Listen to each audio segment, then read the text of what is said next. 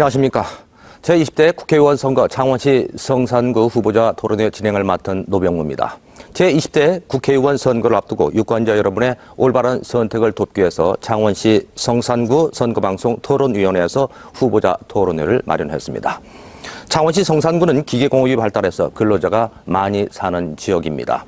그리고 경남 16개 선거 가운데 유일하게 야권 예비 후보가 여당보다 많았던 곳이기도 합니다.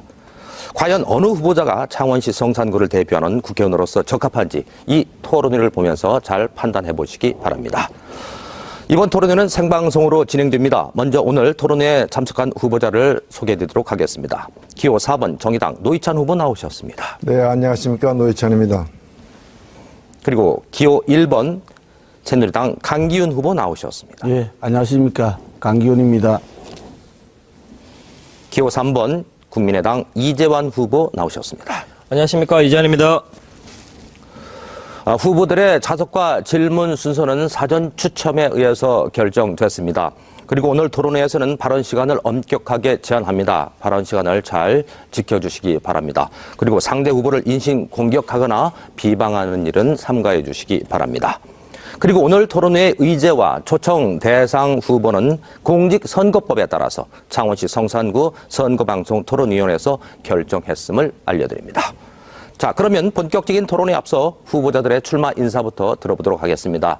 발언 시간은 1분 30초입니다. 사전 추첨 순서에 따라서 노회찬 후보부터 시작하도록 하겠습니다. 안녕하십니까. 더불어민주당과 정의당의 단일 후보 기호 4번 노회찬입니다. 그동안 많은 분들을 만났습니다. 다들 참 힘들어하시는 경우가 많았습니다. 50대 가장은 정리해고와 명예퇴직의 압박에 시달리고 있습니다. 이제 20살 넘어서 군대까지 다녀온 아들은 언제 직장에 취직할지 몰라서 전전긍긍하고 있습니다. 그리고 살림살이를 맡은 가정주부들도 참으로 힘들어하고 있습니다. 창원의 물가는 또 왜 이리 비쌉니까? 지금 쓰레기 봉투값이 창원의 경우에는 서울 강남보다도 2배나 비쌉니다. 그리고 도시가스 요금은 저 창원의 경남의 농촌 지역보다도 더 비쌉니다. 그리고 가스레인지 연결 비용은 서울은 공짜인데 왜 창원은 10,000몇 원씩이나 받습니까? 이런 것들은 우리 생활 물가가 촘촘하게 살펴보지 못한 탓입니다. 정치가 국민을 위해서 봉사를 해야 되는데 정치가 국민 위에 군림한 탓이기도 합니다. 저는 오만과 독선의 늪에 빠진 정치로부터 창원을 구하겠습니다. 지금 창원에 필요한 것은 변화입니다. 변화는 선거를 통해서 일어날 수밖에 없습니다. 선거를 통한 변화, 4월 13일 날 반드시 만들어내야 됩니다. 이 노회찬이 창원의 민생을 살리겠습니다. 창원의 격을 높이겠습니다. 창원의 가치를 높이는 그런 정치인 노회찬이 되도록 하겠습니다. 4월 13일 여러분들과 함께 창원을 변화시키겠습니다. 감사합니다. 네, 다음은 강기훈 후보 출마 인사 듣도록 하겠습니다. 예, 안녕하십니까. 시민중심 정치 1번지 새누리당 기호 1번 강기훈입니다. 저 강기훈은 지난 4년간 국회에서 정파, 개파를 초월하고 오로지 창원 시민만 보고 달려왔습니다.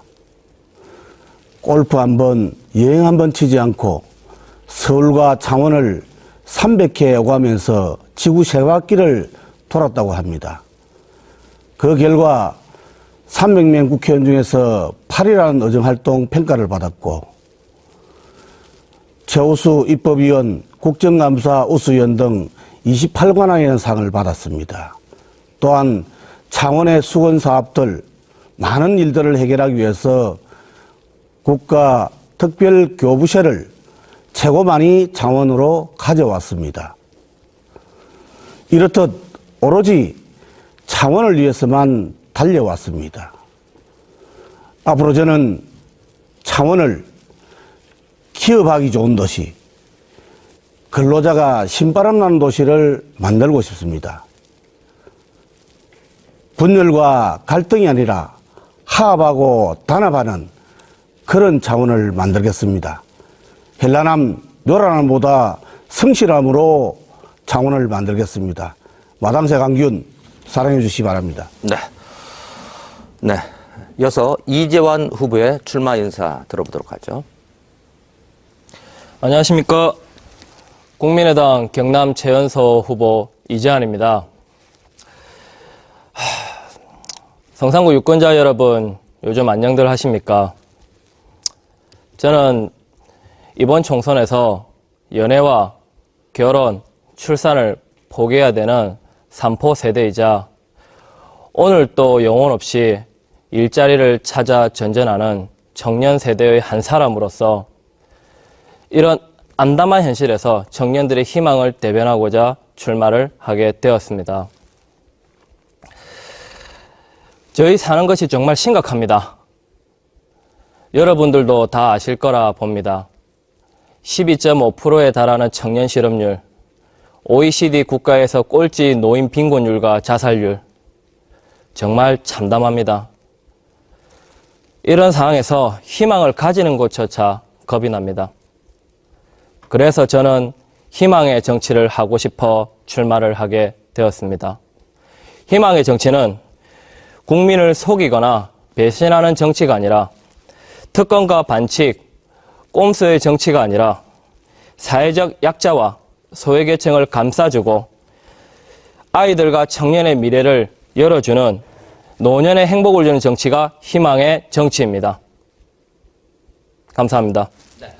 지금까지 후보자들의 출마 인사 들어봤습니다.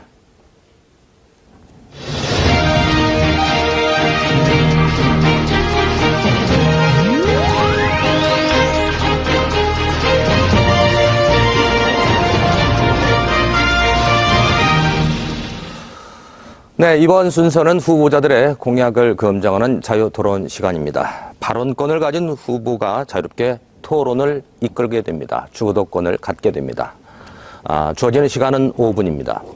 상대 후보들의 공약에 대해서 검증을 해주시면 되겠습니다. 그리고 두 후보자에게 가급적 균등하게 질문을 해주시기 바랍니다. 유권자 여러분께서는 어느 후보자의 공약이 더 설득력이 있고 치밀하고 실현 가능성이 있는지 따져보시기 바랍니다. 자, 활발한 토론 기대하겠습니다. 강기훈 후보부터 시작하죠. 예, 노회찬 후보, 그다음에 이재환 후보, 공통으로 질문 드리고 답변을 부탁합니다. 노회찬 후보께 먼저 질문 드립니다. 노회찬 후보 공약을 보면 10대 공약, 이래서 진박 10대 공약이라고 합니다. 이것을 박근혜 대통령이 공약한 10가지 공약을 자기가 하겠다, 대통령이 지키지 못했다, 이렇게 이야기를 합니다. 이것은 잘못된 것 같습니다. 10대 공약 중에서 4개는 지금 추진 중에 있고 6개는 지금 검토 단계에 있습니다. 이것도 잘못된 것 같고요. 또한 대통령이 공약한 내용을 지역의 국회의원 출마하면서 그것을 내가 다 하겠다는 것은 이건 정말 과장된 어떤 공약이 아닌가 하는 생각도 갖게 됩니다. 또한 선심성 공약은 아닌지 뭐 이런 의심이 좀 더 있고요.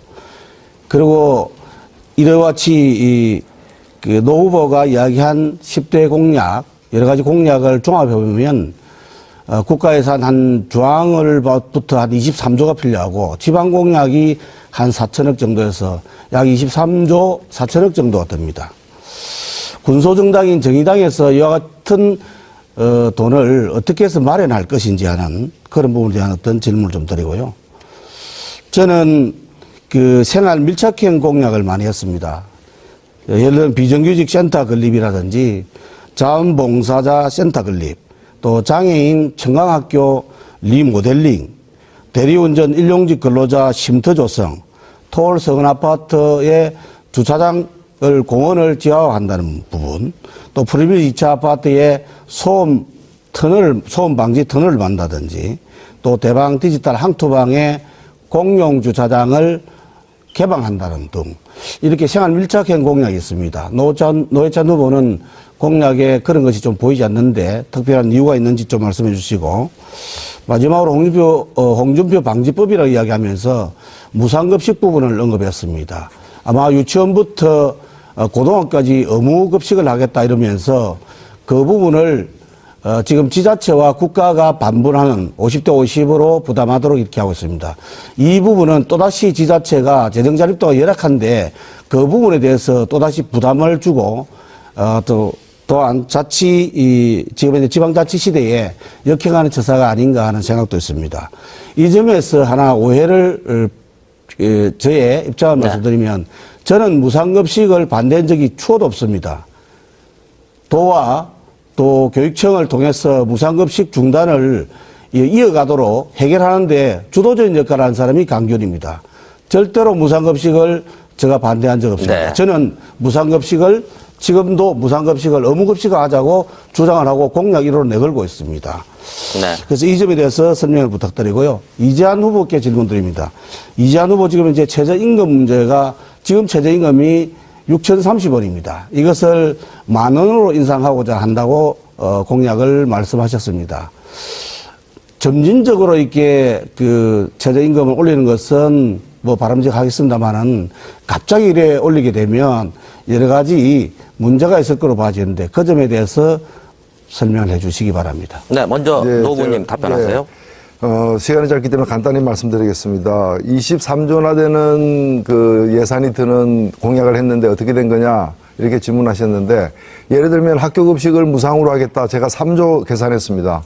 학교급식 무상은 의무급식을 국가에서 부담하는 거는 강기훈 후보도 공약을 했는데 강기훈 후보 공약 자료집에 보면 예산이 설정이 안 돼 있어요. 매니페스토 선관위 낸 자료에도 예산이 설정이 안 돼 있어요. 저는 솔직하게 3조 든다고 설정을 했습니다.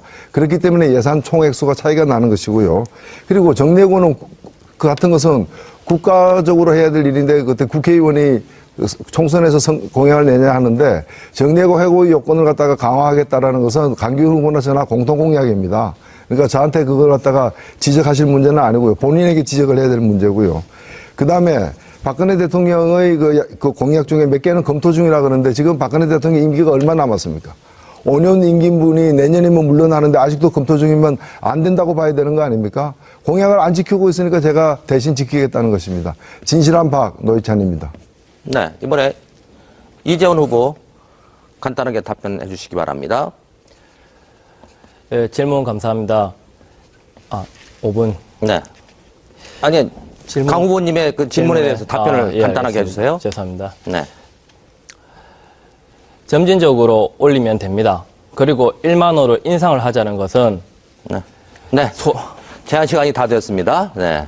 다음 시간에 답변을 또 해주실 기회가 있을 것 같습니다. 자, 계속해서 이재환 후보에게 주도권 드리도록 하겠습니다. 5분 시간입니다. 시작해 주세요. 먼저 두 후보님께 여쭙고 싶습니다. 후보님들의 공약을 보면 제가 사회에 불만을 가지지 않아도 되고 희망을 가지지 않으면 변명이라고 생각할 정도밖에 안 됩니다. 공약 내용 정말 다 좋습니다. 근데 왜 저희 일반 사람들이 사는 것은 이렇게 힘이 든지 모르겠습니다. 만약 저보다 어른들인 두 분께서 세운 공약이 다 지켜졌다면 이 자리에 저는 앉아있지 않았을 겁니다. 36년 동안 명함을 받던 입장에서 얼마나 답답했으면 나왔겠습니까? 평범한 서민이 얼마나 답답했으면 나왔겠습니까?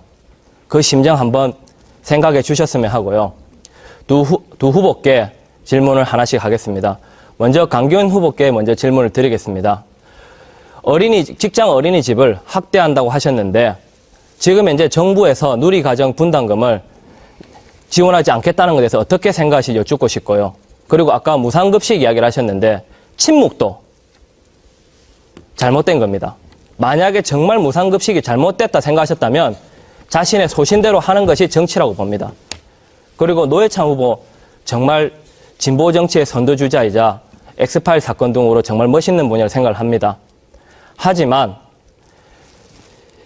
무상급식 홍준표 방지법에서 무상급식이라 얘기하셨는데 그때는 저희가 한참 경남에서 무상급식 반대를 이야기할 때 어디에 계셨습니까? 한 번이라도 창원에 내려와서 반대한다, 잘못됐다 이야기하신 적 있습니까? 저는 두 분께 이 질문을 하고 싶습니다. 네. 예. 먼저 강기훈 후보 답변하세요. 먼저 직장 어린이집 관련해서는 지금 현재 직장 어린이집이 운영이 잘못되고 있습니다. 그 500인 이상의 직장에는 반드시 직장 어린이집을 마련하도록 되어 있습니다. 그런데 이것은 지금 현재 어린이집이 지금 민간은 포화 상태에 있습니다. 그런데 그걸 직장 어린이집을 민간에서 또다시 장소에 그 구분 없이 민간 어린이집 설치할 수 있도록 직장 어린이집 설치할 수 있도록 되어 있습니다. 그것은 잘못되었습니다. 제가 이야기하는 직장 어린이집은 직장 내에 직장 어린이집을 만들어야 된다. 그런 법입니다. 그것은 왜냐하면 엄마 아버지가 같이 출근하고 같이 퇴근할 때 또 직장 내에서 케어할 수 있는 그런 분위기를 만들어야 된다는 것이고요. 지금 이재한 후보께서 이야기한 무상급식, 저는 무상급식에 대해서는 지방자치단체의 고유 사무이기 때문에 이것을 국회가 관여할 수 없다는 그런 조항 때문에 물밑에서 작업했습니다. 도지사를 5번 만나고 교육감을 5번 만나고 또 도의회 의장을 만났습니다. 그렇게 해서 사실 이 발단은요, 우리 양질의 급식을 아이들에게 먹이자는 것입니다. 그래서 그것을 감사를 받아라, 감사를 못 받겠다, 여기에서 출발이 됐거든요.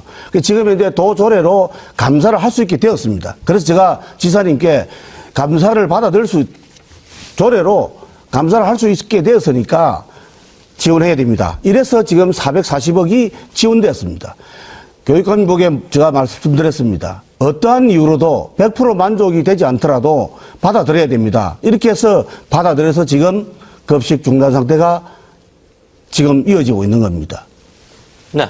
이어서 노회찬 후보 답변해 주시기 바랍니다. 네, 이재한 후보님 질문 고맙습니다. 홍준표 방지법을 냈다고 하는데 무상급식 중단 조치가 이루어졌을 때 노회찬은 어디서 뭘 했느냐라고 이렇게 질문을 하셨습니다.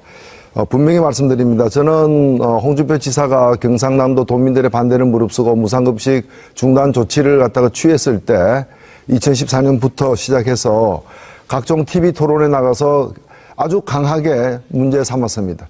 제가 비록 경남도민은 아니지만 전 국민에게도 미치는 영향이 크기 때문에 이 조치가 재고돼야 된다고 여러 차례 제가 비판적으로 얘기를 했고요. 그리고 한 번에 100만 명씩 듣는 노유진 정치 카페에서도 수차례 이런 홍준표 지사의 오만과 독선에 대해서 비판을 하고 즉각 시정하도록 요구한 바가 있습니다. 네. 이재한 후보 30초의 시간이 있습니다. 두 번의 답변을 잘 들었습니다만 저한테는 와닿지가 않습니다. 직장 어린이집 말씀하셨는데 누리과정 문제부터 해결하고 직장 어린이집 말씀하신 게 맞고요. 지역의 주민의 대표를 뽑는 것인데 왜 대변하지 못합니까? 또한 노회찬 후보께도 말씀드리고 싶습니다. 여기는 창원입니다. 창원에 오셨어야 합니다. 그 전에 미리. 네, 잘 들었습니다. 열띤 토론이 이어지고 있습니다. 이어서 노회찬 후보에게 주도권 드리도록 하겠습니다. 5분의 시간입니다.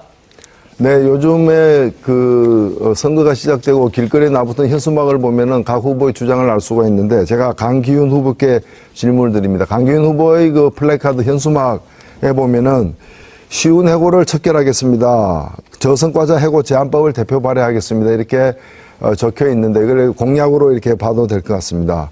사실 쉬운 해고는 해고를 쉽게 해서 경제를 활성화시키겠다는 것은 박근혜 정부의 아주 핵심적인 정책 사안이고 온 국민의 반대를 무릅쓰고 이걸 강행한 것이 바로 얼마 전의 일입니다. 그런데 박근혜 정부의 대표적인 이 정책 브랜드인 쉬운 해고를 척결하겠다. 박근혜 정부의 정책을 척결하겠다는 건데 과연 이것이 가능한 일인가? 특히 새누리당 의원으로서 가능한 일인가? 그리고 그동안에 이것이 오랜 과정을 거쳐서 사회적으로 논의되고 국회에서도 논의되고 그럴 때 대정부 질문 한 번 안 했습니다.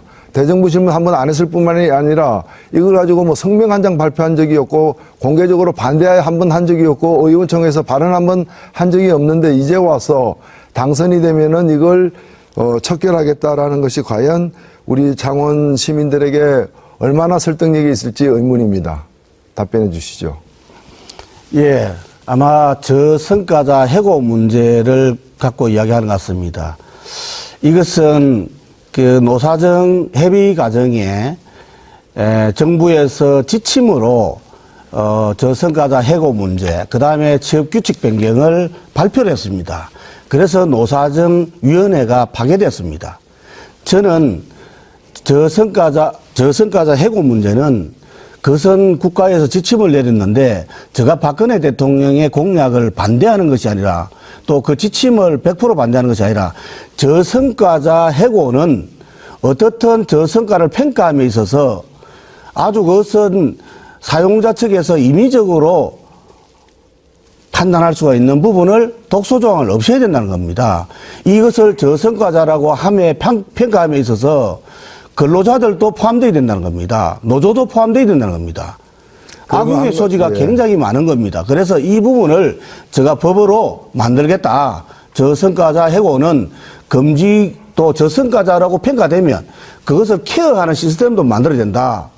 그게 또 어떤 교육을 통해서 그분이 좀 더 그 직종에 또 부합할 수 있는 그런 사람으로 만들어가는 과정도 필요하다. 이런 것을 제가 법제화하겠다는 것이지. 잘 알겠습니다. 제 시간 관계상 말씀 뜻은 잘 알겠고요. 그렇다면 결국에는 쉬운 해고를 척결하겠다라는 것이 아니라 저성과자 해고를 적절하게 하겠다. 쉬운 해고를 적절하게 하겠다는 뜻으로 들릴 수밖에 없는데 연관된 게 하나 있어서 제가 저 질문드립니다.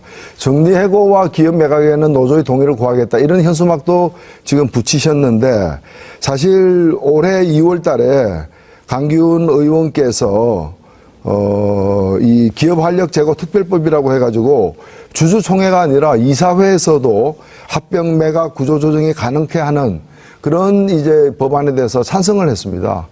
그래놓고 이제 와서는 정리해고를 어렵게 하겠다라고 또 공약을 하니까 이게 2달 만에 입장이 바뀐 것인지 대단히 의문입니다.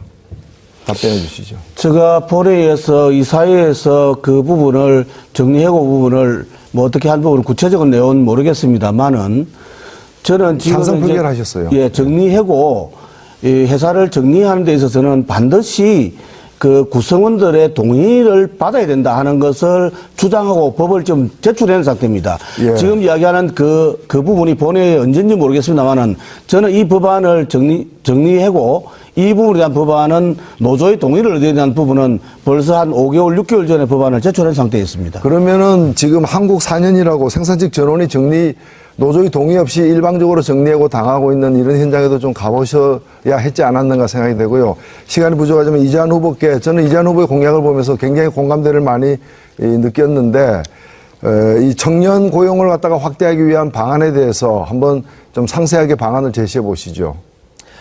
청년 고용을 확대하는 방안으로서는 철저히 일자리를 늘려야겠죠. 그래서 고용할당제, 현행 3%인 고용할당제를 5%로 늘리고 또 청년들이 구직을 하는데 보통 걸리는 시간이 8.3개월입니다. 그 기간 동안이라도 자신이 원하는 일에 집중할 수 있고 원하는 일을 얻기 위해서 공부하고 집중할 수 있도록 환경을 조성하기 위해 청년 구직 활동 지원 수당을 청년 구직 활동 수당을 지원하도록 할 것입니다. 네, 시간이 거의 다 됐습니다.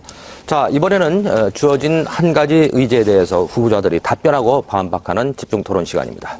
의제는 양질의 일자리 창출과 안정적인 고용 대책입니다.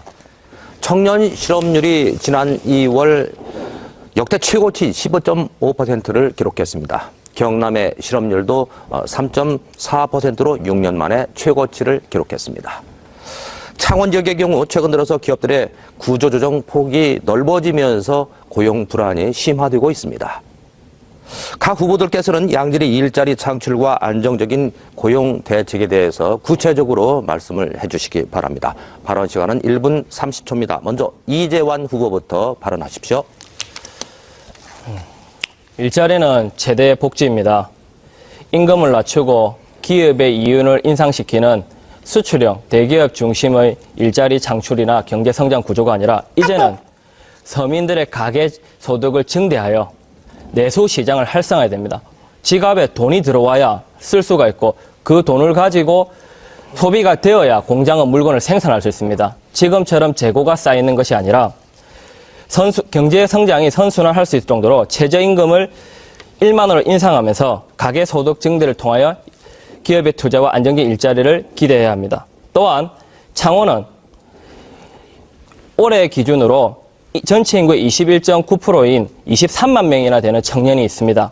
그렇기 때문에 기계공업 중심인 국가전략산업단지라는 장점을 살려 여성 채용 할당제, 지방대 출신 할당제, 차상위 계층 할당제, 장애인 채용 할당제 등 고용 의무 할당제를 확대 추진하여 안정적인 일자리는 물론 소득의 양극화도 최소화시키는 것이 필요합니다. 이상입니다. 네. 계속해서 노회찬 후보 설명해 주시기 바랍니다. 네, 일자리 문제 해결에는 없는 일자리를 만들어내는 일과 그리고 있는 일자리를 지켜내는 일이 크게 두 가지로 마련될 수 있다고 생각됩니다.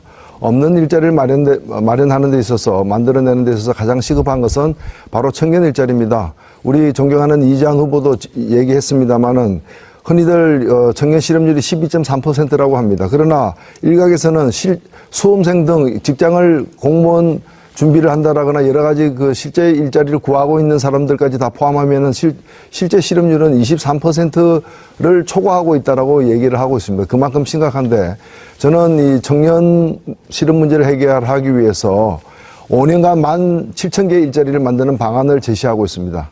바로 3% 의무 고용하기로 돼 있는 공기업과 지방 공공단체의 청년 의무 고용 할당을 5%로 상향하는 것입니다. 그리고 상시 고용인 300인 이상의 민간 기업에게도 이러한 청년 의무 고용 할당제를 부과해서 5년간 창원 지역에서 17,000개 가량의 일자리를 만들어낼 수가 있습니다. 그 다음에 있는 일자리를 지키는 문제와 관련해서는 정리해고 요건을 갖다가 강화하는 것입니다. 명예퇴직을 받아들이지 않는다고 해가지고 하루 종일 벽을 쳐다보게 만들었던 부끄러운 기업이 어디인 줄 아십니까? 바로 이 창원에 있습니다. 창원에 있는 정치인들 그동안 뭘 했습니까? 정말 부끄럽습니다. 네. 제한 시간이 다 됐습니다. 이어서 강기훈 후보의 의견 들어보도록 하죠. 예. 저는 창원의 일자리 창출을 어떻게 할 것이냐, 여기에 대해서 말씀드리겠습니다. 무엇보다 저는 기업을 해본 사람으로서 지금 창원의 경제, 창원 국가산업단지, 기초기술과 요소기술에 관련된 연구소를, 국책연구소를 유치해야 합니다.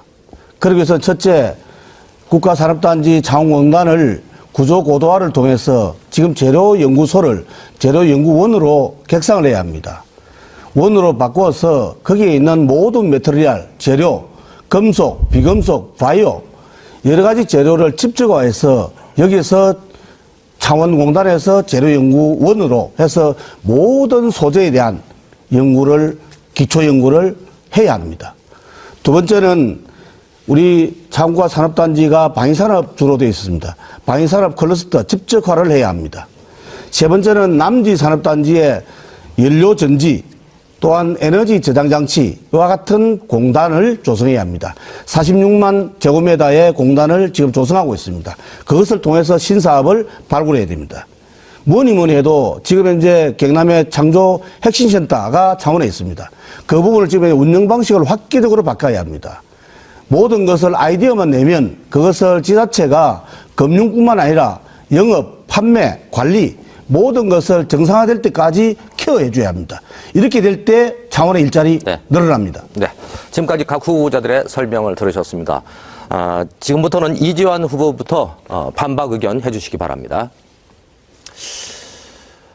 제가 두 분 이야기를 들었을 때는 그럼 실업률이 왜 있을까? 그 생각밖에 안 듭니다. 지금 강 후보님 말씀도 일리도 있고 노 후보님 말씀도 일리가 있습니다. 실질 체감 실업률은 저도 30%에 육박한다고 봅니다. 왜?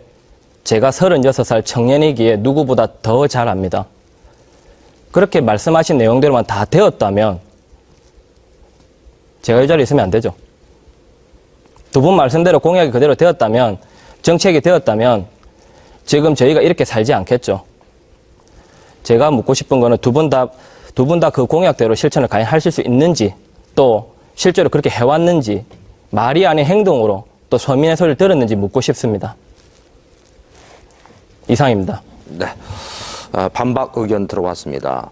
이어서 노회찬 후보의 반박 의견 들어보도록 하죠. 이재한 후보의 지적 아주 따끔하고 그리고 또 굉장히 중요한 지적이라고 생각됩니다. 다만 변명은 아닙니다. 저는 삼성 X8 그 떡값 검사를 폭로한 죄로 19대 국회의원이었지만은 10개월 만에 국회에서 이렇게 쫓겨났습니다. 그러니까 제가 공약한 내용들을 실현할 기회가 없었다는 점을 말씀을 드리고요. 이번에 제가 당선이 돼서 국회로 간다면 반드시 오늘 말씀드린 공약을 실현하겠다는 약속도 드립니다. 동시에 저는 방산 클러스터를 갖다가 만들겠다라는 우리 강기훈 후보의 그 제안에 덧붙여서 저는 그것도 좋습니다. 사실 창원공단에 출발이 됐던 게 방산 아닙니까? 또 그 중심이 방산입니다. 앞으로 이 방산 부분도 상당히 많이 육성해야 됩니다. 그러나 그것만 가지고는 미래형 산업 고도화를 이뤄낼 수 없을 것이다.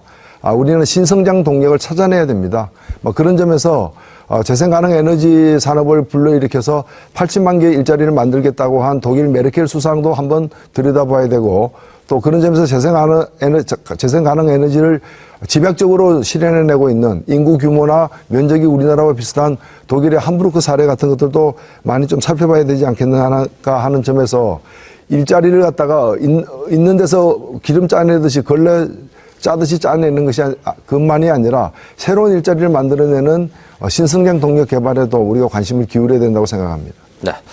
계속해서 강기훈 후보의 의견, 반박 의견 듣도록 하죠. 네, 두 분 말씀 잘 들었고요. 지금 뭐니 해도 우리 청년 일자리 또 고급 일자리를 만들기 위해서 많은 지자체에서 노력도 많이 하고 있습니다. 또 업체에다가 또 지역 대학에 할당제를 도입한다든지 여러 가지 자구 노력들을 많이 하고 있습니다. 무엇보다 저도 마찬가지로 우리 지자체에서 공공기관부터 먼저 고급 일자리, 청년 일자리를 창출해야 된다 봅니다.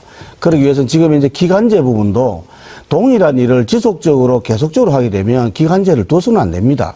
기간제를 빠른 시간 내에 무기직으로 전환해야 합니다. 그래야만 이 청년 일자리, 고급 일자리가 만들어진다고 저는 봅니다. 또한 우리가, 뭐 선택적 복지냐, 보편적 복지냐 논란이 많습니다만은 무엇보다도 복지에는 생산적 복지가 수행돼야 됩니다. 이걸 일회용으로 지급하는 것이 아니라 그 사람들을 생산적으로 투입할 수 있도록 충분히 케어해주는 그런 쪽 복지가 지속 가능한 생산적 복지, 이걸 통할 때만이 우리가 고급 일자리, 청년 일자리가 창출된다, 이런 생각이 듭니다. 그래서 무엇보다도 공공기관에서, 지자체나 공공기관에서 이와 같은 고급 일자리 또 청년 일자리를 창출해야 되고요. 또 민간이 기업하기 좋은 도시 환경을 우리 지자체에서 만들어주는 것이 일자리 창출의 지름길입니다. 예. 자, 이번에는 지역 현안에 대한 공통 질문 순서입니다. 공통적으로 주어지는 질문에 대해서 각자의 의견을 말씀을 해주시면 되겠습니다. 시간은 1분 30초입니다. 지금 창원시는 3개 시가 통합이 돼서 통합시로 됐습니다. 그러다 보니까 옛 창원과 마산, 진해 사이에 불균형 문제가 있습니다. 진해구는 경계자유구역, 의창구는 북면, 마산 하포구는 진북산단 등 지리적 확장을 통해서 지역 발전을 추구하고 있습니다. 하지만 성산구의 경우 산과 공단으로 둘러싸여 있고 행정구역상 확장이 어려운 원도심이어서 오히려 쇠퇴할 우려가 많다는 지적이 많이 일고 있습니다. 창원 성산구를 발전시킬 장기적인 전략에 대해서 후보자들의 의견 들어보도록 하겠습니다. 이번에 노회찬 후보부터 시작하시죠. 네, 뭐 아시다시피 창원시는 1974년에 산업기지 개발 촉진법에 의해서 만들어진 계획도시입니다. 이제 40년이 더 지났습니다. 얼마 전에 진해 마산과의 통합도 있었습니다만은 통합 문제가 아니더라도 이 40년 된 이 도시는 유지할 것은 유지하되 다시 리모델링 할 것은 리모델링 해야 되는 그런 처지에 사실은 놓이게 되어 있습니다. 그렇기 때문에 저는 곳곳에서 재개발, 재건축 사례가 늘어나는 것은 그만큼 이 도시가 뭔가 수술이 필요한 상태에 이르렀다는 걸 말해주고 있다고 생각되고, 이러한 재개발, 재건축을 그냥 시장에만 맡길 것이 아니라 공공 부문이 적극 개입을 해가지고 조속히 이걸 마무리해야 되는 게 아닌가 생각됩니다. 구역 지정 후에 장기간 방치되는 그런 부분은 공공이 직접 적극적으로 개발을 해서 질 좋은 공공임대주택, 그러니까 중산층도 살 수 있는 그런 질 좋은 공공임대주택을 마련을 해야 되고요. 저는 특히 근린형 숲길을 조성해서 창원시 성산구 내에서는 어디서든 5분 이내에 도시에서 산림 속으로 들어갈 수 있는 그런 숲길 조성에 앞장서겠다는, 그래서 명품 환경도시로 만들겠다는 말씀을 드립니다. 특히 이 창원에서 대기오염 문제와 그리고 도시 열섬 현상을 갖다가 해결하기 위해서는 슈르트가르트와 같은 그런 바람의 도시, 바람길을 내는 문제도 장기적으로 도시계획에 반영해서 추진해야 된다고 생각하고 있습니다. 예. 다음은 강기훈 후보의 의견 들어보도록 하겠습니다. 예. 도시 개발은 무엇보다 첫째 도시 기본 계획을 수립하고, 그 다음에 도시 계획을 수립하고 지구 단위 계획을 수립합니다. 지금 창원, 구 창원은 캔버라 30만을 본떴습니다. 50만이 넘었습니다. 많은 것들이 흩어졌습니다. 상업지, 공업지, 주택지로 됐던 것이 지금 저층 아파트가 고층화되었습니다. 저는 상남동을 초고층화해서 랜드마크화해야 합니다. 중앙동을 지금 단독주택지를 다가구주택으로 바꿔야 합니다. 또한 우리 집이 조정가능지역이 있습니다. 국도 25호선 아래 부산 생고까지 이어지는 남부 순환도로 아래에 있는 지역을 집이 조정가능지역을 지금 행정용지난 또 주택난, 공장난을 해소해 가야 합니다. 무엇보다도 우리 기산, 용호, 석교, 갯마을 이어지는 웅남동 그리고 안민마을은 계획도시에 포함되지 않아서 여러 가지 난개발이 되고 있습니다. 이것은 빠른 시간 내에 도시기본계획을 수립하고 지구단위 계획을 수립해서 계획적으로 지금 마련해야 합니다. 이와 같은 조직적이고 계획적으로 하기 위해서는 지구단위 계획을 많은 시민들의 의견을 반영해야 합니다. 그것을 강기훈이가 꼭 반영하겠습니다. 네. 계속해서 이재환 후보의 의견 들어보도록 하죠. 좀 전에 강 의원님하고 똑같이 언급을 하겠는데 창원은 원래 인구 30만을 기준으로 국가 전략 산업단지를 조성하기 위해 만든 계획도시입니다. 그러나 통합 이전에 이미 인구가 50만이 넘어버렸기 때문에 지금은 과밀화되어 있습니다. 뭐 예를 들어 공장의 부지가 평당 500만 원을 육박하고 재개발하는 아파트가 평당 1,400에서 1,500입니다. 너무 서민들은 들어갈 자리가 없습니다. 그리고 교통체증, 환경오염 등 성산구 안에서만 개발을 하려고 계속하고 있습니다. 그래서 이런 문제는 10년 전부터 예견이 되었는데 이 예견된 문제를 과거의 정치주들, 지금 현재 정치주들 왜 해결하지 못하고 지금까지 남기지 않습니까? 저는 분산을 하고 눈을 바깥쪽으로 돌려야 된다고 생각합니다. 성산구 안에서만 해결할 게 아니라 성산구 밖에서 해결할 수 있도록 만들어야 된다고 생각합니다. 다른 지역에 임대주택을 개발한다든지 산업단지를 건설한다든지 또 예를 들어 SK 테크노파크처럼 연구, 개발, 비즈니스가 함께하는 대기업의 낙수 효과만 기대하는 것이 아닌 창원에 있는 중소기업들이 자생력을 기를 수 있는 제도적 뒷받침을 해줘야 됩니다. 또한 중앙동 오거리를 이야기하셨는데 저도 같은 생각입니다. 오래된 주택가를 최대한 활용하여 청년들이 창업할 수 있는 청춘의 거리, 상점의 거리로 만들어서 롯데로부터 벗어나는 상권의 활성화를 해야 된다 봅니다. 이상입니다. 네. 지금까지 지역 현안에 대한 공통 질문이었습니다.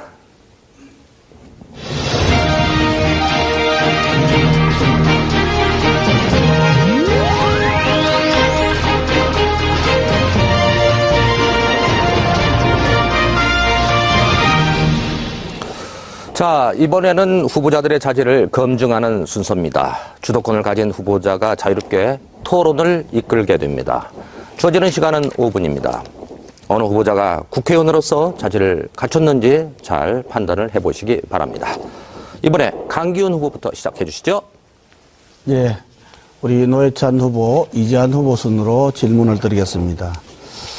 노회찬 후보님은 이 당적을 지금 4번, 5번째 바꾼 것 같습니다. 국민 승리 21에서 민노당으로, 또다시 진보신당으로, 또다시 통합진보당, 통합진보당은 지금 이제 정당 해산이 됐습니다만 갔다가 다시 정의당으로 왔습니다. 또한 지역구도 농원에서 동작으로 갔다가 또다시 창원으로 왔습니다.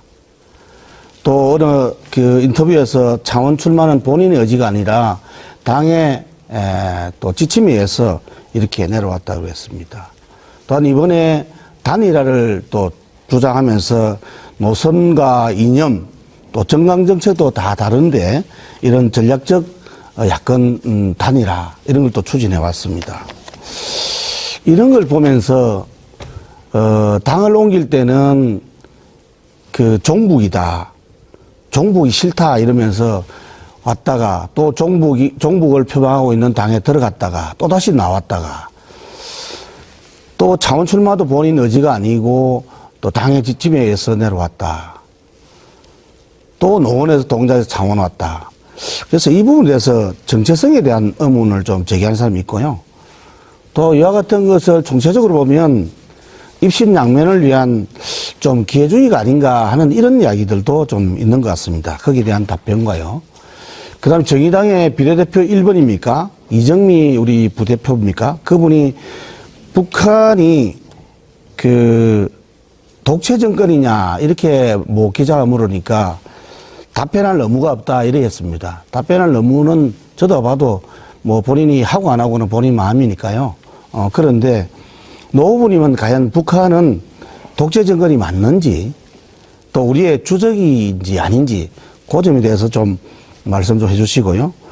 그 다음에 근로자를 위한다면서 17대 19대 4년 9개월간 국회의원 활동하면서 제가 뭐 조사가 미흡한지는 모르겠습니다만은 근로자 분야에 대한 법안이 하나도 제출된 게 없더라고요.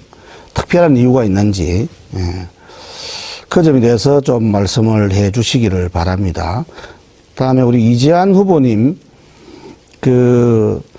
뭐 정책연대는 제가 볼 때 당과 당 간에 정책연대는 가능하다고 봅니다만은 명분 없는 야권 연대, 뭐 이런 데서 어떻게 생각하시는지 또 그리고 갑자기 이렇게 낙하산으로 지역 정서도 모르고 또 지역의 수건사업이 뭔지도 모르면서 내려와서 야권 단일화를 추진하는 부분에 대한 어떤 이재한 후보의 입장은 어떻는지 그리고 지금 국민의당은 새정치를 표방하고 있습니다.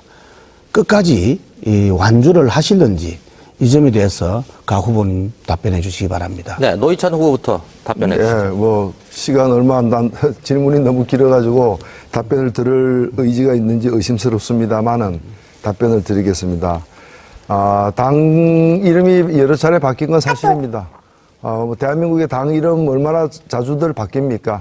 그러나 저는 한 번도 당을 옮긴 적은 없습니다. 저는 진보정당이라는 제 마음의 또 제 신념의 제 철학의 정당을 한 번도 벗어난 적이 없다. 다만 가세가 빈궁하면은 이사자주 가듯이 당이 어렵다 보니까 이러저러하게 합치고 또 나뉘고 하는 그런 과정이 있었을 뿐이다 이렇게 생각이 되고요. 그리고 뭐 그런 과정에서 종북을 표방하는 당에 들어간 적은 한 번도 없습니다. 그런 얘기 자꾸 잘못하시면 명예훼손 된다는 점 말씀드리고요. 그 다음에 저보고 뭐 기회주의다라고 얘기할 사람은 대한민국에 뭐 몇 명 안 된다고 보고 이 북한에 대해서 독재 정권이냐 그거에 대해서 대답할 의무가 없다고 누가 얘기한 모양인데 얼마나 질문이 기가 막히면은 대답할 의무가 없다고 얘기했겠습니까? 북한이 독재 정권이냐를 왜 물어보십니까? 당연히 독재 정권 아닙니까? 그런 질문할 시간이 있으면 좀 더 건설적인 일을 하는 게 더 낫습니다. 그리고 근로자들을 위한 법안을 갖다가 제출한 적이 없다는 것도 좀 너무 조사가 부실한 게 아닌가. 수없이 많이 제출했습니다. 저는 이 문제 가지고 감옥까지 갔다 온 사람입니다.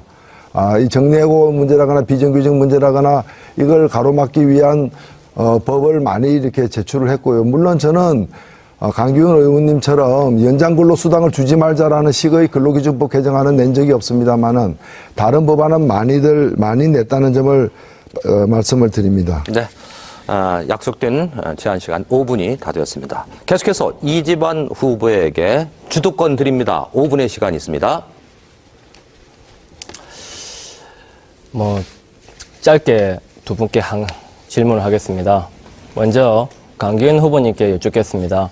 이번 새누리당의 공천 과정에 대해서 어떻게 생각하시는지 여쭙고 싶고 또 지금 대한민국 사회는 제가 보기에는 문제가 굉장히 많다고 봅니다.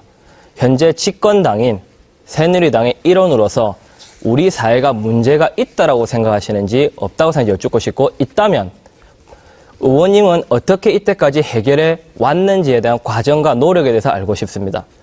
그리고 두 번째 노회찬 후보님께 여쭙고 싶습니다. 야권 단일화 하셨습니까?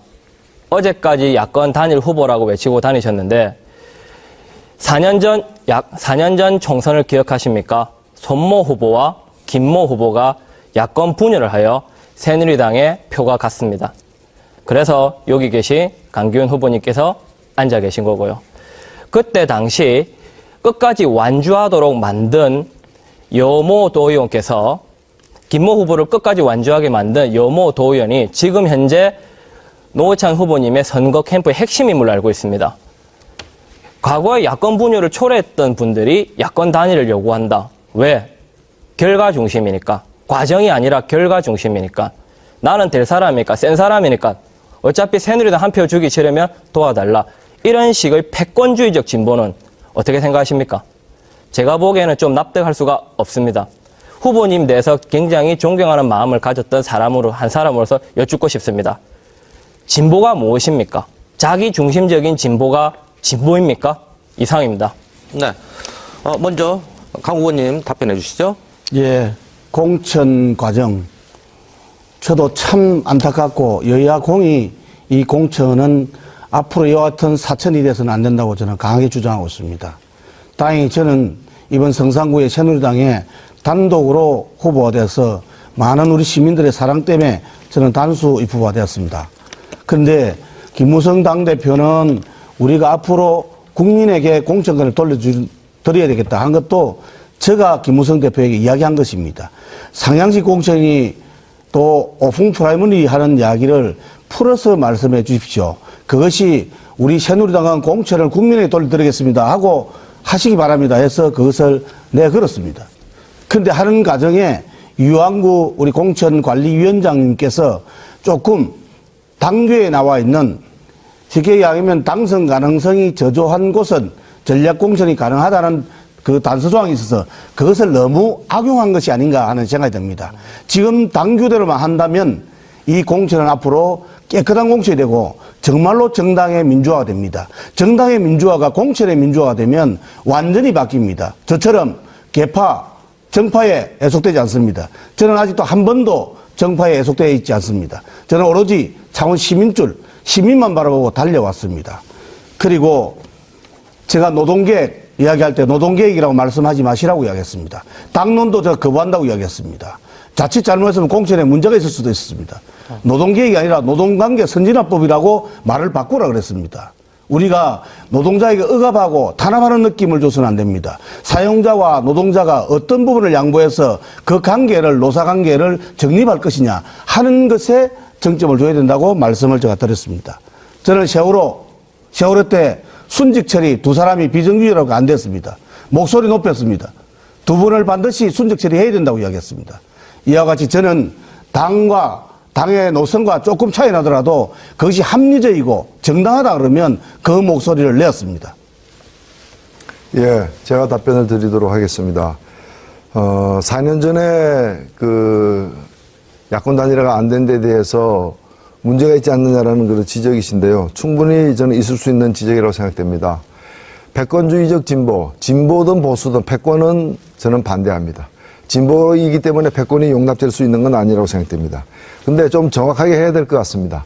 4년 전에는 민주당과 당시 통합진보당과의 야권 단일화는 성사가 되었습니다. 그런데 진보신당과 이 야권 단일 후보 사이의 진보 단일화가 실패했습니다. 이 실패는 지금도 부끄러운 일입니다. 누구도 이 실패에 대해서 잘했다고 얘기하는 사람은 없습니다. 다들 반성해야 된다고 생각하고요. 다만 이번에는 이 실패 때문에 진보 단일화를 먼저 손석경 후보와 이뤄냈고 그 바탕 위에서 허성무 후보와 야권 단일화를 이뤄냈는데 이 야권 단일화도 완성된 게 아닙니다. 그렇기 때문에 저는 현수막에도 더민주당, 정의당 야권 단일 후보 이렇게 썼습니다. 네, 제한 시간이 다 되었습니다. 열띤 토론이 이어지고 있습니다.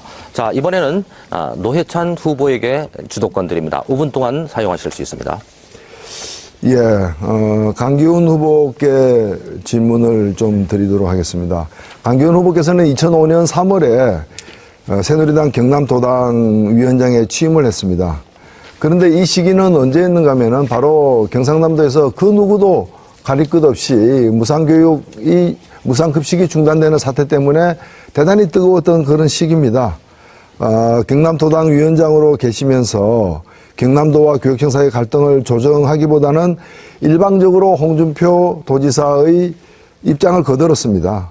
그래서 사실 1년 내내 한 발언들 제가 다 조사를 해왔습니다만은 이 교육감에게 문제가 있지 도지사는 잘못이 없다는 식으로 홍준표 도지사의 이 무상급식 중단 조치를 갖다가 옹호해 왔는데 특히 작년 12월 같은 경우에는 홍준표 지사의 숭고한 뜻은 지켜져야 된다라고 얘기했습니다. 도대체 홍준표 지사가 무상급식을 중단한 것을 숭고한 뜻이라고 하면서 그것을 지켜져야 된다고 얘기하는 분이 이제 선거를 갖다가 불과 열흘 앞두고서 학교 급식을 의무화하겠다, 국가 비용으로 하겠다라고 얘기한다면 그것을 사실 누가 믿겠습니까? 그리고 제가 지난 3월 달에 홍준표 방지법이라고 해서 학교급식법을 개정해가지고 이 국가와 지방자치단체가 부담하도록 하고 도지사 한 사람의 뜻에 의해서 왔다 갔다 하지 않도록 하겠다. 특히 고교까지 무상급식은 지금 우리나라 헌법이 어떻게 되어 있는가 하면은 의무교육은 무상으로 한다라고 31조에 되어 있습니다. 그리고 중학교까지가 의무교육입니다. 급식은 의무교육에 포함되어야 된다고 많은 사람들이 생각하고 있습니다. 따라서 중학교까지의 급식은 의무교육으로 무상이 돼야 되는 게 헌법과 법률의 정신에 부합합니다. 여기다가 추가해서 박근혜 대통령은 고등학교 졸업할 때까지 무상교육으로 하겠다, 의무교육으로 하겠다, 무상교육으로 하겠다라는 공약을 내세운 바가 있습니다. 이 공약 안 지켜지고 있습니다. 그런데 만에 하나 이 공약이 지켜진다면은 고등학생들의 급식까지도 무상으로 지급을 해야 되는 상황이 되는 것입니다. 그래서 제가 이 모든 것을 다 이루어진다는 가정하에 비용을 계산해 보니까 3조가량이 든다라고 아까도 말씀을 드렸던 것입니다. 그런데 제가 학교급식법을 홍준표 도지사와 같은 분이 나타나가지고 자의적으로 없앴다, 시행했다 할 수 없도록 법에 의해서 안정적으로 시행되도록 하는 홍준표 방지법을 공약으로 제출을 하니까 여기에 대해서 실현 가능성이 과연 있겠는가, 노이즈 마케팅 아니냐, 포퓰리즘 아니냐라고 지난 3월 24일 날 지역 모 언론과의 인터뷰를 하신 바가 있습니다. 이런 상태에서 학교급식을 갖다가 의무화하겠다.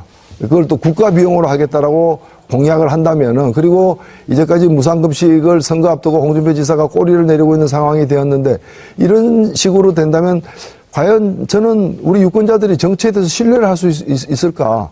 정치에 대한 불신이 더 높아지지 않을까 우려가 됩니다. 여기에 대해서 어떻게 생각하십니까? 예, 말씀 잘 들었고요. 결론적으로 말씀드리면 무상급식 중단 해결은 강기훈이가 했습니다. 두 번째, 앞으로 무상급식 사태 재발되지 않기 위해서 무상급식을 의무급식으로 바꿔야 된다고 주장하고 있습니다. 제가 주장하는 것은 의무급식은 의무교육에 따른 의무급식입니다. 반드시 해야 됩니다. 2조 정도 듭니다. 그리고 제가 학교 비정규직 중식값, 식대 반드시 해야 된다고 말씀드렸습니다. 그것 또한도 우리 교육감께 말씀드렸습니다. 또 도의회 교육사회위원회 위원장께도 말씀드렸습니다. 저는 홍준표 지사의 무상급식 중단 사태는 조금 전에 토론에서도 말씀드렸다시피 아이들이 밥을 먹지 않는다고 잔반이 많이 나온다는 겁니다. 그래서 감사를 내보자니까 교육감께서도 기분이 나쁘시겠죠. 기간 대 기간인데 왜 감사를 받아야 되냐. 이래서 논쟁에 대해서 감사 없는 지원은 못하겠다. 이래서 이제 도화선이 된 겁니다. 저는 누구를 탓하지 않았습니다. 양쪽 다를 탓했습니다. 교육감도 이 급식의 주체자입니다. 지원은 지자체가 하지만 교육감이 이 자체의 주체자입니다. 책임을 가져야 됩니다. 말씀드렸고요. 또 지사한테도 말씀드렸고, 지사의 숭고한 뜻이란 것은 이 아이들에게 양질의 급식을 주고자 하는 그 순수한 뜻이 있다. 그것을 제가 이야기한 겁니다. 네, 그래서 감사를 통해서 앞으로. 알겠습니다. 예, 그다음에 질문하셨어요. 그다음에 제가 이거 제 주도 질문이니까 제가 답을 10초밖에 안 남았습니다. 그래서 말씀은 잘 들었고요. 지금 답변하신 것 중에 교육청에서 감사를 받아야 되는데 감사를 거부했기 때문에 급식을 중단했다 그러는데, 감사를 거부했으면은 감사를 강행하는 다른 조치를 취해야지 급식은 왜 중단합니까? 아이들이 숙제 안 해오면 밥 안 줍니까? 그렇지 않습니까? 그걸 갖다가 급식을 중단하는 이유가 될 수 있다고 얘기합니까? 네. 열띤 토론이 계속 이어지고 있습니다. 자, 이번에는 후보자들에게 각기 다른 질문을 드리도록 하겠습니다. 답변 시간은 1분 30초입니다. 먼저 이재환 후보에게 질문 드립니다. 우리나라는 국회의원에게 주는 혜택이 상당히 많다는 지적이 많습니다. 높은 연봉과 연금, 그리고 많은 비서진이 있습니다. 선진국에 비해서 너무 과하다는 지적이 많이 있는데, 국회의원이 받는 특혜 어느 정도가 적절하다고 보십니까? 국회의원이 일을 잘하면 당연히 특혜 많이 받아야겠죠. 1년에 국회의원 1인당 14억의 세비가 들어가는 것으로 알고 있습니다. 근데 제가 지금까지 본 어른들의 모습으로서는 1억 4천도 아깝습니다. 왜? 매일 싸우고 비난하고 험담하고 저희 같은 서민에 대해서는 관심이 전혀 없고 이념과 정책 대립만 하는 양당 사이에서 맨날 싸우는 분들한테 꼭 돈을 줘야 되는지 지원을 해야 되는지 잘 모르겠습니다. 저는 먼저 우리한테 찾아와서 들으려고 하신 분이 없기 때문에 제가 보기에는 지금 현재 특혜는 굉장히 많이 준다라고 보고요. 정말 일만 잘한다 하시면은 지금의 특혜가 아니라 그 이상도 줘야겠죠. 하지만 지금은 조금 아닌 것 같습니다. 그리고 또 국회의원들의 특권을 남용하는 경우도 너무 많기 때문에 지금은 아니라고 생각합니다. 특혜를 많이 줄였으면 줄였지 늘려서는 안 된다 생각합니다. 또 하나 제가 예를 들은다면 청년 실업에 관련하여 청년 발전 기금을 조성하기 위해 제가 내세웠던 정책 중 하나가 발표는 안 했지만 국회의원들이 스스로 자발적으로 세비를 줄여서 한 명이 1억만 줄이면 300명에 300억입니다. 그 돈으로 왜 주변 사람들을 도우려고 하지 않습니까? 오히려 반문하고 싶습니다. 특혜 부분에 대해서. 이상입니다. 예. 계속해서 노회찬 후보에게 질문 드리겠습니다. 노회찬 후보는 이번 선거에서 국회의원으로 당선이 된다면은 국회에 제출할 제1호 법안 지금 무엇을 생각하고 있습니까? 네, 정리해고 제한법입니다. 사실 이 법에 대한 아이디어는 아까도 말씀드렸다시피 이제 박근혜 대통령 공약에서 얻은 것인데요. 박근혜 대통령도 그렇게 또 얘기를 했습니다. 이 긴박한 경영상의 이유로 이렇게 필요할 때 최소한으로 이루어져야 될 그런 정리해고가 이 무분별하게 이제 남발되게 되면은 대량 해고로까지 이어질 수 있기 때문에 사회적으로 큰 어려움을 초래할 수 있다라는 것입니다.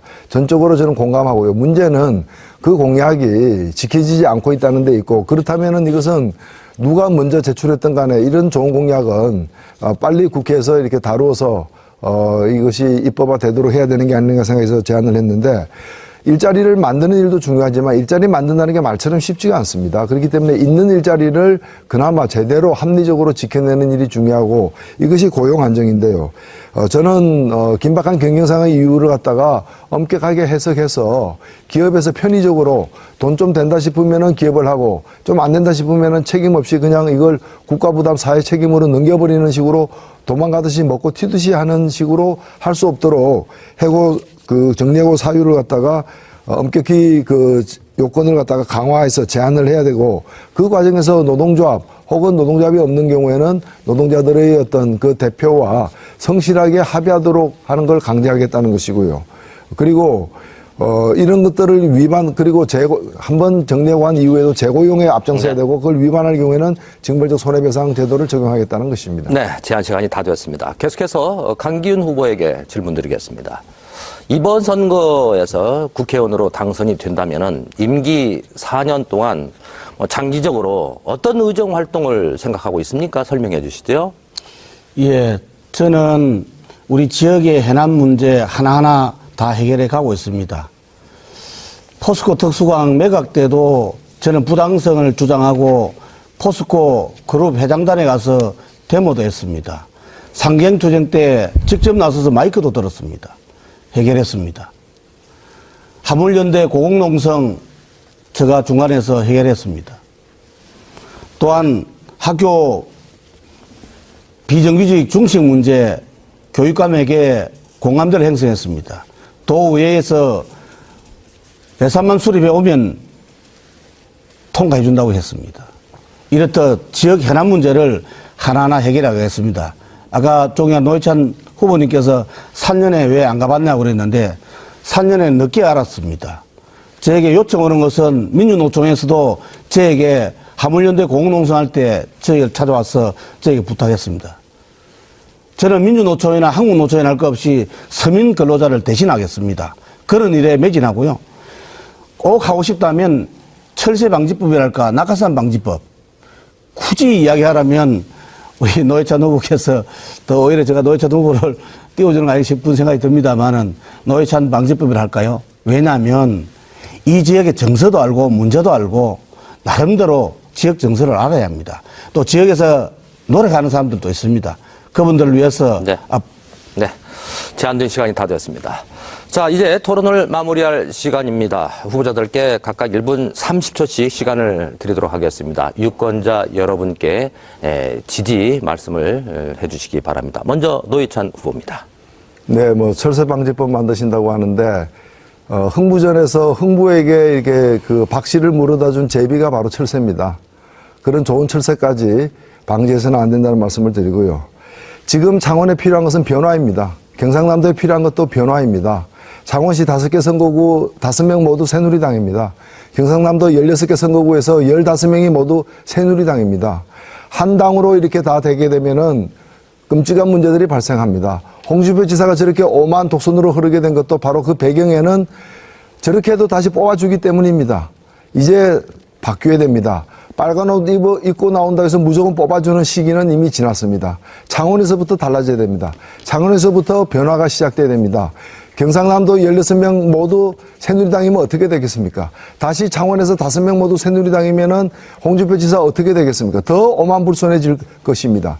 이제 바뀌어야 됩니다. 창원에서의 변화는 성산에서부터 시작될 것입니다. 성산에서부터 바꾸겠습니다. 이 노회찬이 바꾸겠습니다. 저는 평생 한 우물만 팠습니다.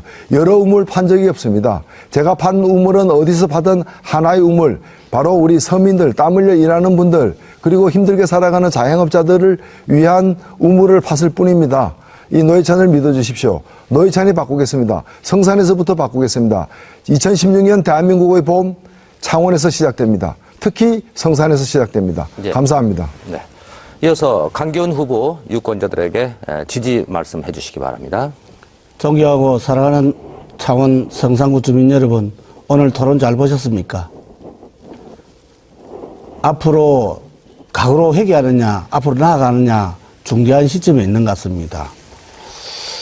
빨간 옷이 나쁜 사람도 제가 많은 것 같습니다. 그러나 강기훈은 틀리다는 것 확실히 알고 있지 않습니까? 성산을 위해서, 성산구민을 위해서 일하겠다고 스스로가 마당쇠를 자임했습니다. 마당쇠는 주인이 시키면 시킨 대로 하는 것이 마당쇠입니다. 요즘 정치 여야 할 것 없이 많은 싫으시죠? 그래도 어쩌겠습니까? 국가감과 책임감이 있는 그래도 새누리당이 돼야 되지 않겠습니까? 성산구 발전을 위해서는 힘 있는 여당 강기훈이가 돼야 되지 않겠습니까? 요란하고 현란한 주장들은 많이 할 수 있습니다. 오늘도 토론 중에 많이 보셨을 겁니다. 그런 주장을 진보정치 8년 해봤지 않습니까? 8년 동안 과연 어떤 성과가 있었습니까? 이제는 차분히 화합하고 단합해 가야 합니다. 투쟁과 갈등이 아니라 하나 돼 나가는 창원 성산을 만들어야 합니다. 강기훈이가 할 수 있습니다. 저는 민주노총, 한국노총 할 것 없이 서민 근로자 대변하는 새누리당 국회의원입니다. 마당새 강기훈 많이 사랑해 주시기 바랍니다. 열심히 하겠습니다. 네.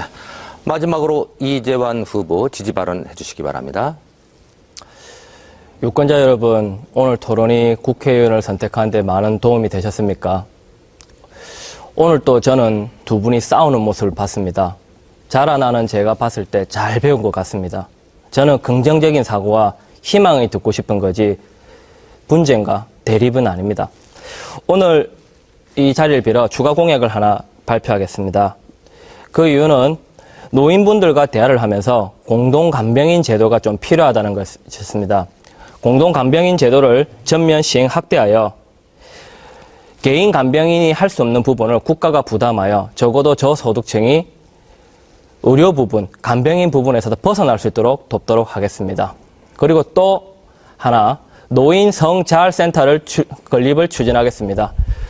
노인분들, 100세 시대에 노인분들의 음성화된 성 부분을 사회로 양성화시켜서 레크레이션, 상담실 등으로 노인들의 복지에 앞서도록 하겠습니다. 그리고 마지막으로 하고 싶은 이야기가 있습니다. 유세 차량도 없고 선거 사무원도 없고 혼자 발로 뛰는 저를 보고 서민은 정치하면 안 된답니다. 서민이 정치를 하면 안 되는 이유가 있습니까?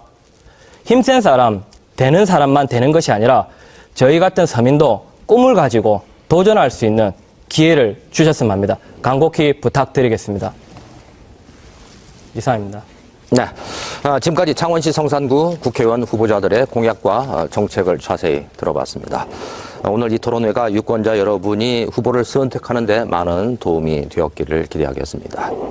여러 가지 질문에 성심성의껏 답변해 주신 후보자 여러분께 감사의 말씀을 드립니다. 그리고 끝까지 함께 시청해 주신 여러분 대단히 고맙습니다. 제20대 국회의원 선거 창원시 성산구 후보자 토론회 오늘 순서 여기서 모두 마치겠습니다. 여러분 고맙습니다.